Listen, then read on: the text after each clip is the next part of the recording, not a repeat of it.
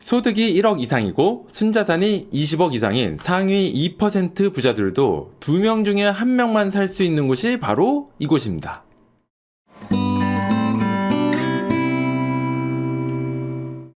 오늘은 이 자산이 왜 점점 더 비싸지고 앞으로도 다른 자산보다 더 빨리 비싸질 것인지에 대해서 알아보도록 하겠습니다. 서울 아파트는 평균적으로 지방 아파트보다 3배 정도 비쌉니다. 중간값만 해도 10억이고요. 상위 20%의 평균은 무려 27억이 넘습니다. 어마어마한 가격이죠.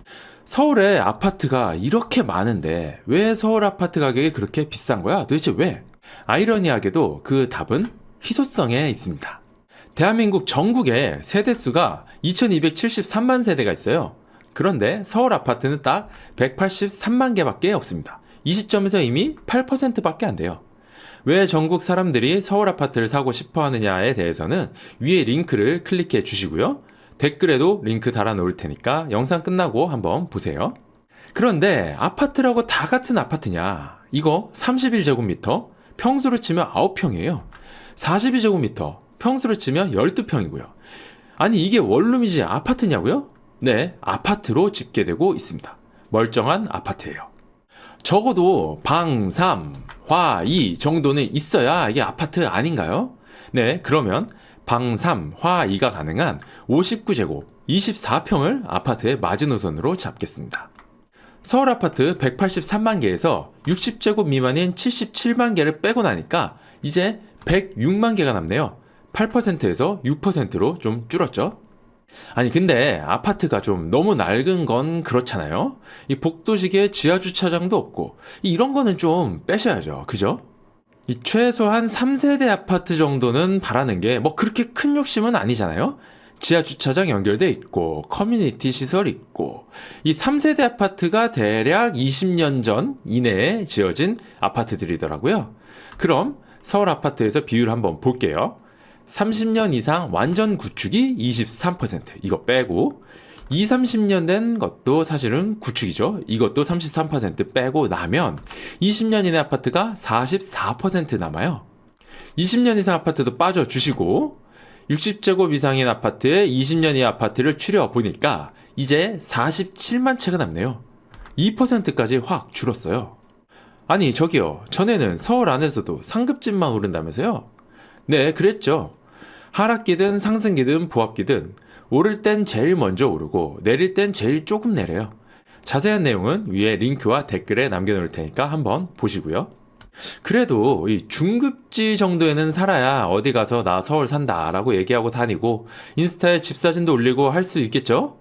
이 전에 분류한 4개 지역 중에 그 외 지역을 제외하고 나면 14개구, 아파트 수로 치면 54%가 남습니다. 이 정도도 뭐 그렇게 크게 욕심부린 거 아니잖아요. 제가 뭐 강남 3구에 살겠다는 것도 아니고. 그럼 중급지 이상 아파트만 다시 추려주면 그 외 지역 21만 채 빠지고 25만 채 남았습니다. 1%예요. 1%. 60제곱 이상, 20년 차 이하, 중급지 이상인 서울 아파트. 뭐 그렇게 크게 욕심부린 것 같지도 않은데 이 전 국민 100명 중에 단 1명만 살 수가 있어요. 이렇게 희소성이 높고 이 서울에 빈 땅이 없어서 앞으로 추가 공급도 더 안 되는 상황이고 재건축은 점점 힘들어져서 신축은 귀해지고 서울 아파트가 가격이 비싸고 앞으로도 계속 비싸질 수밖에 없는 이유가 바로 이겁니다.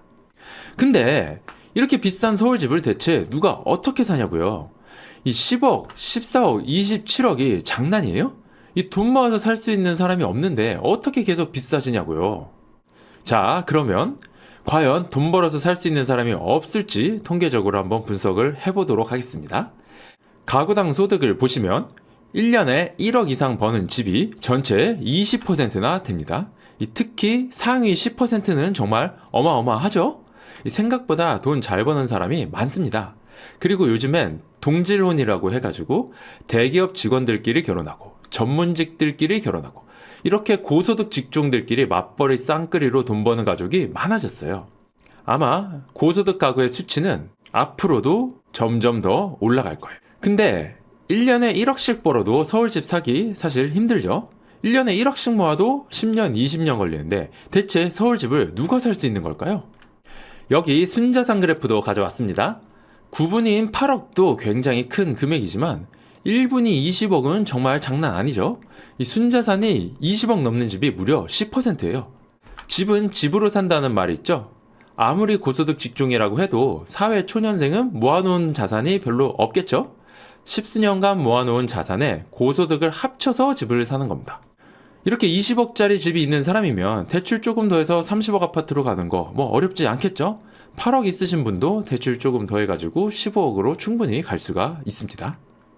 자, 그러면 소득 1억 이상인 사람 20%와 순자산 20억 이상 있는 사람 10%, 그리고 그 둘을 동시에 만족시키는 누가 봐도 잘 사는 집이라고 할 수 있는 사람들이 전 국민의 2%예요.